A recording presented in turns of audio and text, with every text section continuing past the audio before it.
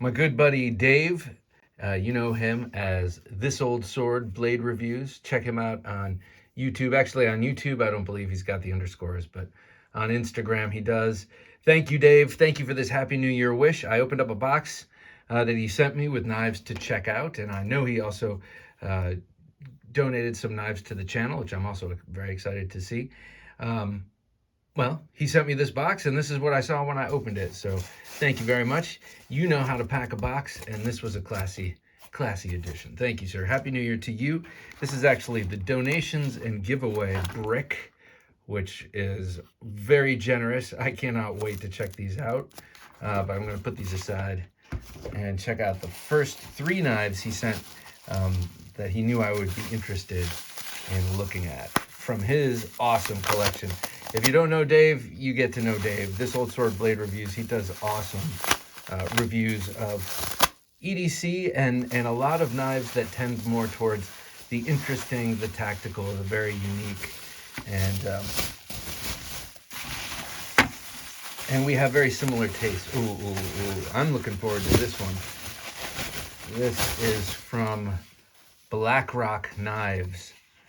I have a Blackrock knife, the Monkey Thumper, and Dave commissioned this from him recently, and oh man, I'm excited. Oh, this is cool. This is so cool. So this is a Pikal style fighting knife. It's a custom, oh my gosh, this thing is awesome. Blackrock Knives. You definitely need to check out and follow Black _rock, that's ROC knives on Instagram if you're not watching and checking out his work already. It's so cool. His fixed blade knives are just incredible. I also did a great interview with him before he had a debilitating stroke, which he got himself back. He's now stronger than ever, and I admired watching him bring himself back from the brink, gotta be honest. Very cool. So this right here looks like a bird, but this little beak area there, man, is great for extracting the blade, and it just snugly fits right there. And this rounded over portion is well, it's textured. It gives you some grip for sure, but it's not jimping like this kind of jimping. So very cool. And so this kind of jimping, immediately I think of that, well, I guess that's for if you are going to use it like this, which you could for sure in a clinch pick fashion. This thing is very cool, beautiful. Thank you for sending and entrusting this gorgeous custom piece to me. And like my knife, the Monkey Thumper, he makes a great sheath, one of the best sheaths out there. I like that little, what is that, a biohazard symbol? It's pretty cool. Beautifully shaped and executed and very light. Let's see, next up.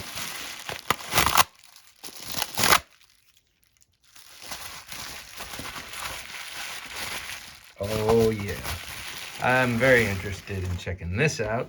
Bastinelli knives. This is the Slim. This thing is cool. I love the crown spine. His designs are just the coolest. Oh man, yes. I really dig this. You know, one second, it's cold. It was just sitting on my front porch, but I just want to give it a little gentle, loving rub down. It's beautiful. This thing is really nice. This is made by Fox.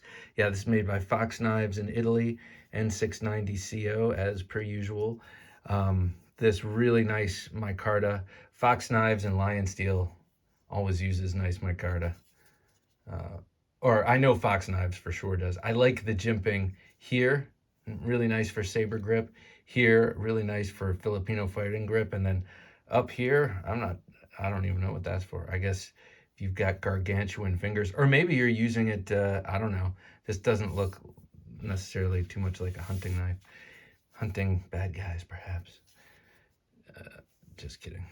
I really like it with that pattern. Very nice serrations.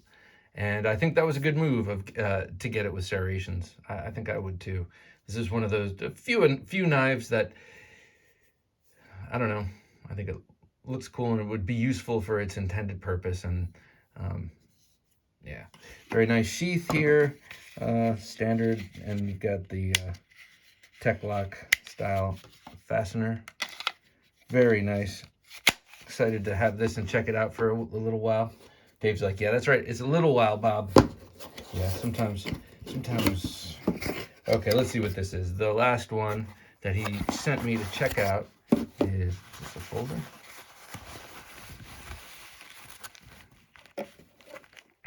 Ooh, I think I know what this is. I think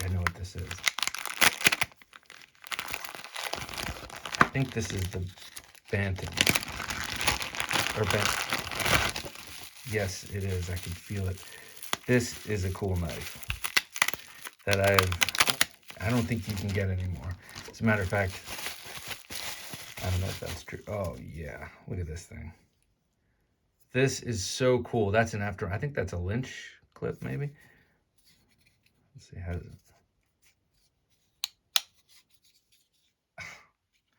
Okay, I mean, yeah. Needless to say, this is right up my alley. I love this. Except for this, I definitely would get rid of that because it just messes with the saber grip a little bit. Oh, man. And then the glass breaker. I like that spot for a glass breaker instead of down here. Here, it's nice and pointy. You can use it to you know, for punio strikes or just little, like little bang, hit the back of the knuckles with that. It's going to stop someone or make them reconsider, whatever. But it's not so pointy that you can't hook your thumb over if you're using this in reverse grip. And I know that there is a bunch to this. I gotta do the research again, and by the research I mean I have to watch Dave's video before I make a video on this knife. I can't remember all the details, but I know it's fantastically cool, and would take me a minute to get really good at opening it, but that's how it is with some knives. Look at that! It's just begging for a double edge. And let's see, is this an auto? Okay. Let's see. Yes. You could sharpen that. And they want you to sharpen that. Look at how fine that is. Yep, and look, it's already deep within the handle. I thought that this looked a little suspiciously capable of putting a double edge in there. That is cool, and the detent is pretty strong, which would be handy on a double-edged folder. This knife is very, very cool. I will do a video on this after I've boned up on its provenance. It's really cool. Look at that. That is a beautiful knife. Even if you're not into weapony knives, you have to look at that, and it's pleasing to the eye. I gotta say. All right, so thank you, Dave. I'm very excited to check out these 3 knives, and thank you. Oops, sorry. It didn't drop on the concrete on the tip. All right. And let's check out these other knives you sent along. Brick of awesomeness, donation giveaways. Thank you, Dave. Thank you always for being a friend of the show, and to me, and to donating all these, being so generous. It's like, you know, it's a real boon, and it also exposes me. Don't want to do that. It exposes me to a lot of things I wouldn't otherwise be exposed to.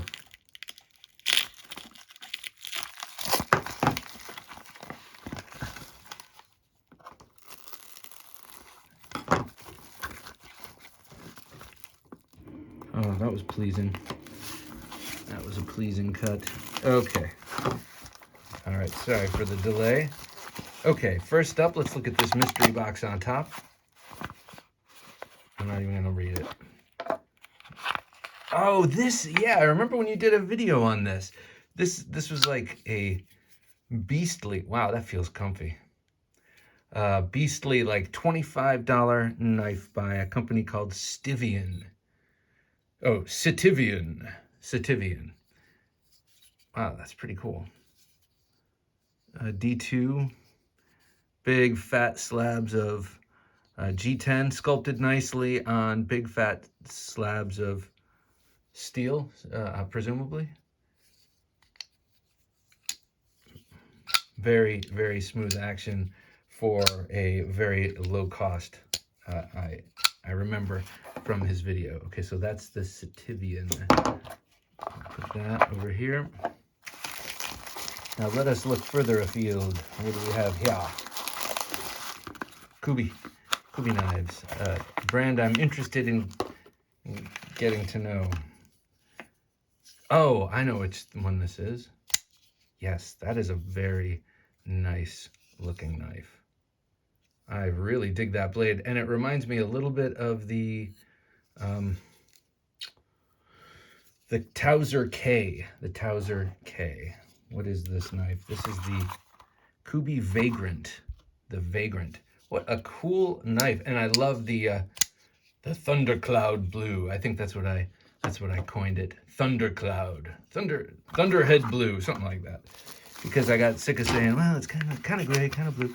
Harns. Dave sent us another Harns that we gave away during the birthday bash, and I was incredibly impressed with what it was for what it cost. And that's, yeah.